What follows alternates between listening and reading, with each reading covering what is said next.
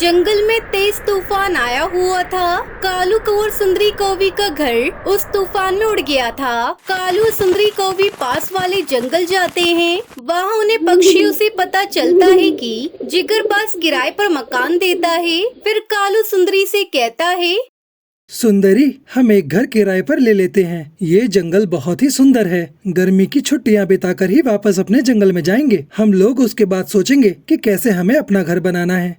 जंगल की सुंदरता देखकर सुंदरी कौवी भी मोहित थी। उसने अपने पति को हाँ कह दी। दोनों पति पत्नी जिगरबाज के पास जाते हैं।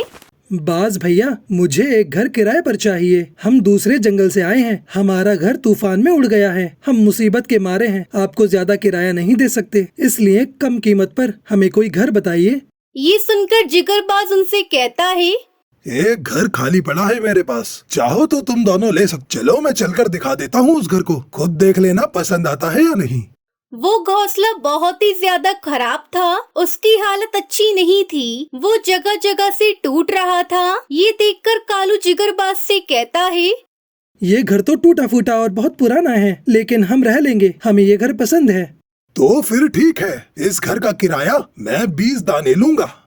20 दाने? ये तो बहुत ज्यादा है बाज भैया। आपका ये घर टूटा फूटा है, दरवाजे खिड़की भी नहीं है। हमें नए दरवाजे और खिड़की लगाने पड़ेंगे। 20 दाने नहीं दे सकता बाज भैया। मैं तो आपको 10 दाने दूंगा।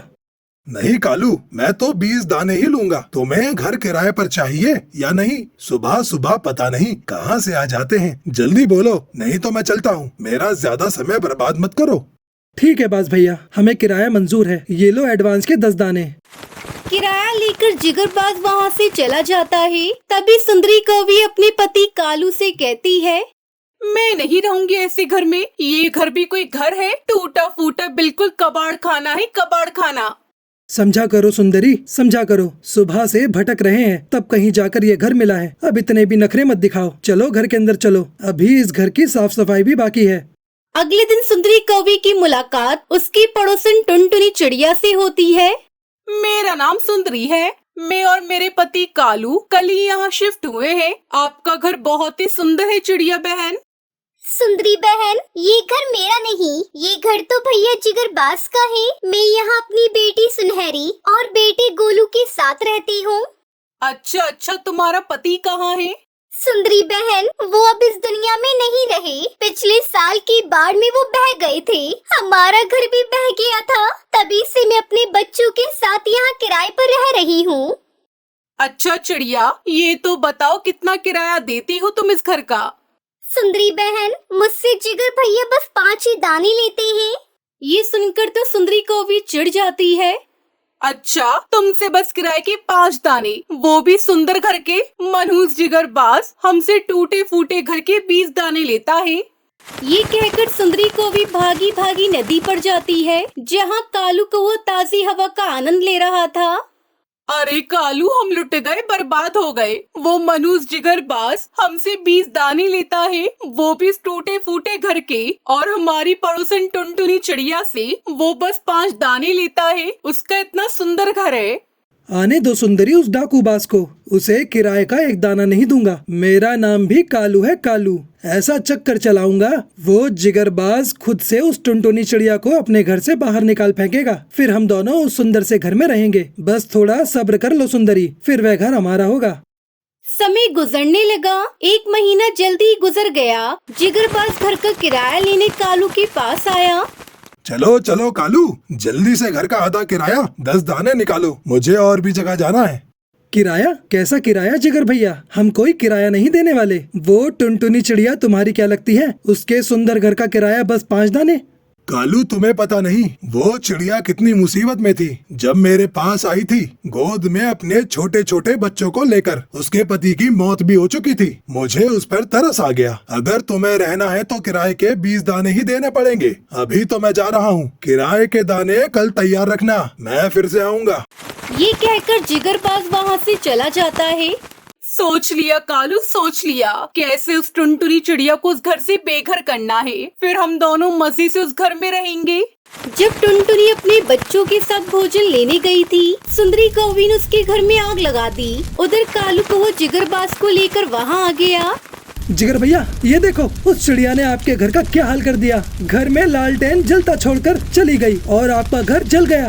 कालू और सुंदरी जिगरबाज के कान भरने लगते हैं। तभी टुनटुनी चिड़िया घर वापस आ जाती है। घर की हालत देखकर वो घबरा जाती है। हे भगवान, ये सब कैसे हो गया? कैसे लग गई मेरे घर को आग? किसने मेरे घर को आग लगा दिया?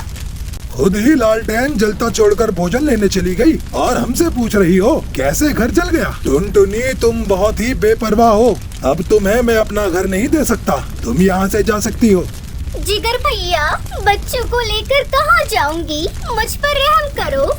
टुनटुनी चिड़िया, एक बार रहम करके देख लिया, अब और रहम नहीं कर सकता। ये सुनकर टुनटुनी चिड़िया अपने दोनों बच्चों को लेकर वहाँ से चली जाती है। 2 दिनों तक जंगल में वो अपने बच्चों के साथ इधर उधर भटकती रही। बारिश भी होने लगी, जिसकी वजह से उसके दोनों बच्चे बीमार पड़ गए थे। हे ऊपर वाले, ये सब आपने क्या कर दिया? अब मैं कहाँ जाऊँ? मेरे बच्चे भी बीमार हैं। ऐसी जिंदगी जीने से बेहतर है कि आप मुझे मौत दे दें। तभी वहाँ से गुजर रही एक परी उसे देख लेती है और टुनटुनी चिड़िया से उससे सारी परेशानी पूछती है। फिर टुनटुनी चिड़िया उसे सारी परेशानी बता देती है। अच्छा टुनटुनी चिड़िया, तुम परेशान मत हो, मेरे पास तुम्हारी इस परेशानी का हल है। ये कहकर वो अपने जादू से वहाँ एक जादुई टमाटर का घर प्रकट कर देती है, जिसे देखकर टुनटुनी चिड़िया बहुत खुश होती है। टुनटुनी, ये कोई मामूली घर नहीं है, ये एक जादुई टमाटर का घर है जिसमें तुम्हारी जरूरत की सारी चीजें मौजूद हैं। जाओ तुम आज से अपने बच्चों के साथ इस टमाटर के घर में रहो। परी, आपका बहुत बहुत शुक्रिया जो आपने मेरी इतनी बड़ी परेशानी को दूर कर दिया। मैं आपका यह एहसान कभी नहीं चुका पाऊंगी। ये कहकर टुनटुनी चिड़िया खुशी खुशी अपने दोनों बच्चों के साथ जादुई टमाटर के घर में रहने लगती है।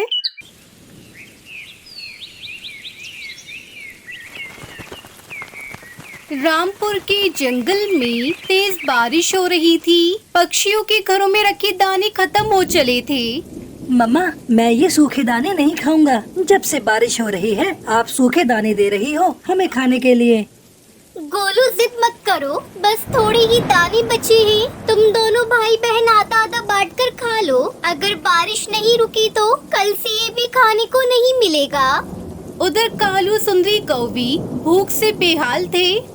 अरे कालू, ये बारिश तो रुकने का नाम ही नहीं ले रही है। मेरे पेट में चूहे दौड़ रहे हैं और तो और मुझे भूख के मारे चक्कर आ रहे हैं। अरे कालू, कहीं से भी भोजन लेकर आओ ना, नहीं तो मैं मर जाऊंगी।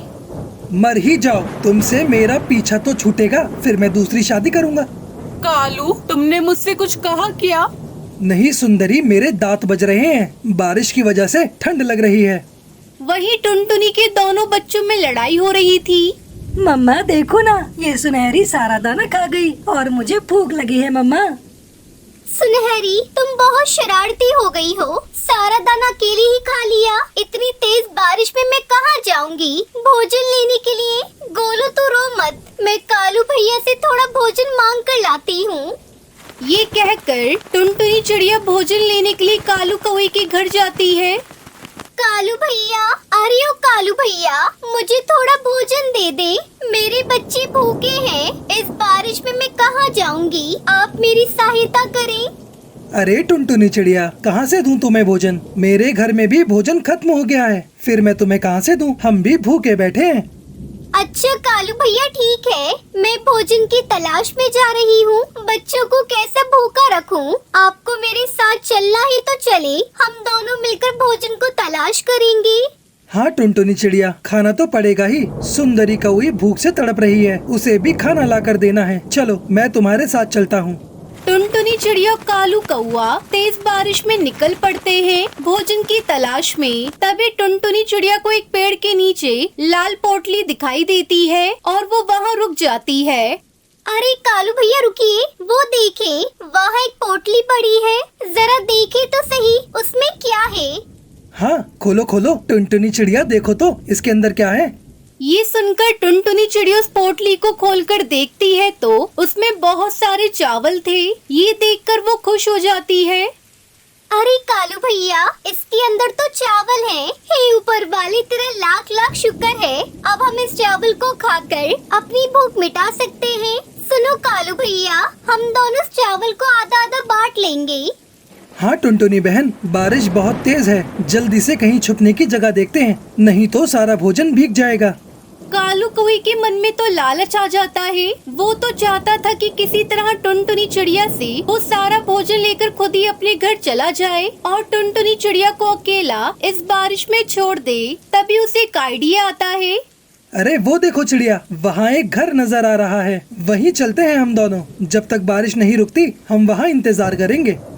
ये कहकर वो दोनों उस घर के पास चले जाते हैं और देखते हैं कि उस घर में बहुत अंधेरा था।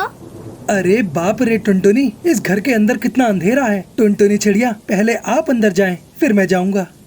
ठीक है कालू भैया, मैं पहले अंदर जा रही हूँ, आप मेरे पीछे पीछे आए। टुनटुनी चिड़िया जैसे उस घर के अंदर जाती है तो कालू झट से दरवाजा बंद करके चावल की पोटली लेकर वहाँ से भाग जाता है। अरे कालू भैया, दरवाजा खोले। कालू भैया, दरवाजा खोलो, मेरे बच्चे घर पर अकेले हैं। आपने दरवाजा क्यों बंद कर दिया? मुझे घर जाना है। कालू भैया, दरवाजा खोलो। मैं जानती हूँ ये सब आपने उस चावल की पोटली की वजह से किया है। आप मुझे यहाँ से बाहर निकाले, चाहे आप वो पोटली ले लेना। पर कालू उसकी एक नहीं सुनता और वहाँ से चला जाता है। वहीं उस घर में रहने वाला हरिया तोता उससे बोलता है। कौन है मेरे घर में, और दरवाजा किसने बंद किया? काका जी, मैं हूँ टुनटुनी चिड़िया। मैं अपने बच्चों के लिए भोजन की तलाश में आई थी। दुष्ट कौवे ने दरवाजा बंद करके वो यहाँ से भाग गया। मेरे बच्चे भूखे हैं और मेरा इंतजार कर रहे हैं। मैं क्या करूँ, कैसे घर जाऊँ?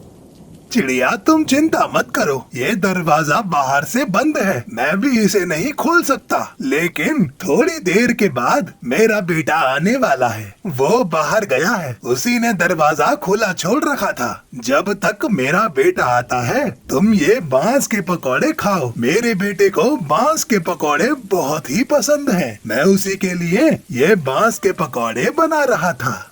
हरिया काका, आपकी बातें सुनकर मेरी जान में जान आ गई है। फिर टुनटुनी चिड़िया बांस के पकोड़े खाती है। अरे वाह, ये पकोड़े तो बहुत ही स्वादिष्ट हैं। कृपया करके आप इसकी रेसिपी मुझे बता दें, मैं भी अपने बच्चों को खिलाऊंगी। बेटा, बाकी पकौड़े की तरह ही ये बांस के पकौड़े भी बनते हैं, बस बांस ताजे और मुलायम होने चाहिए। काका, ऐसे बांस तो मेरे घर के आसपास भी काफी उगे हुए हैं। मैं भी इन बांसों से पकोड़े बनाऊंगी। तभी उस बूढ़े काका का बेटा वहाँ आ जाता है और दरवाजा खोल देता है। फिर टुनटुनी चिड़िया वहाँ से चली जाती है। बेटा, ये लो थोड़े बांस के पकौड़े, अपने बच्चों के लिए भी लेती जाओ। मुझे विश्वास है उन्हें ये बांस के पकौड़े पसंद जरूर आएंगे। फिर टुनटुनी चिड़िया घर आकर बांस के पकोड़े अपने बच्चों को देती है। उन बांस के पकोड़े खाकर वो सब बहुत खुश होते हैं और अपनी माँ से कहते हैं। मम्मा, ये पकौड़े तो बहुत स्वादिष्ट हैं। मजा आ गया इन्हें खाकर। आप भी ऐसे ही बांस के पकौड़े की दुकान खोल लें। हाँ बेटा, तुम सही कह रही हो। टुनटुनी चिड़िया अपने बच्चों की बात सुनकर सोचने लगती है। वैसे बारिश भी हो रही है, पक्षियों को इस बारिश में बांस के पकोड़े बहुत पसंद आएंगे। मैं बांस के पकोड़े बेचकर मेरी अच्छी कमाई भी हो जाएगी। मुझे एक बार इस काम को शुरू जरूर करना चाहिए। फिर टुनटुनी चिड़िया ढेर सारे मुलायम बांस से पकोड़े बनाती है और उन्हें जंगल में बेचने लगती है। पकोड़े ले लो, पकोड़े, बांस के पकोड़े, गर्मा गर्म बांस के पकोड़े ले लो। उसकी आवाज सुनकर कालू कौवा सुंदरी कौवी से कहता है। सुंदरी, चलो हम भी टुनटुनी चिड़िया के बनाए हुए बांस के पकौड़े खाते हैं। अरे नहीं कालू, मैं इतनी तेज बारिश में घर से बाहर नहीं निकलूंगी, और मेरे लिए भी पकोड़े लेते आना बांस के। टुनटुनी चिड़िया से मेरा भी बहुत मन कर रहा है खाने का। ये कहकर कालू कौवा टुनटुनी चिड़िया के पास बांस के पकोड़े लेने जाता है। अरे टुनटुनी चिड़िया, मुझे भी बांस के पकौड़े खाने हैं, जरा देना तो। हाँ हाँ कालू भैया, आप भी खाएं और सुंदरी कौवी के लिए भी लेकर जाएं। फिर कालू कौवे को अपनी गलती का एहसास होता है और वो टुनटुनी चिड़िया से माफी मांगता है। चिड़िया मुझे माफ कर दो, मैं सारा भोजन लेकर भाग आया था। मुझे अपनी गलती का एहसास हो गया, पर मैं भी भूख से मजबूर था। कोई बात नहीं कालू भैया, उस बात को तो मैं कब की भूल चुकी हूँ। आप भी भूल जाएं और बांस के पकोड़ों का आनंद लें। फिर टुनटुनी चिड़िया पक्षियों को गर्मा गर्म बांस के पकोड़े बेचने लगती है और खुशी खुशी अपने बच्चों के साथ रहने लगती है।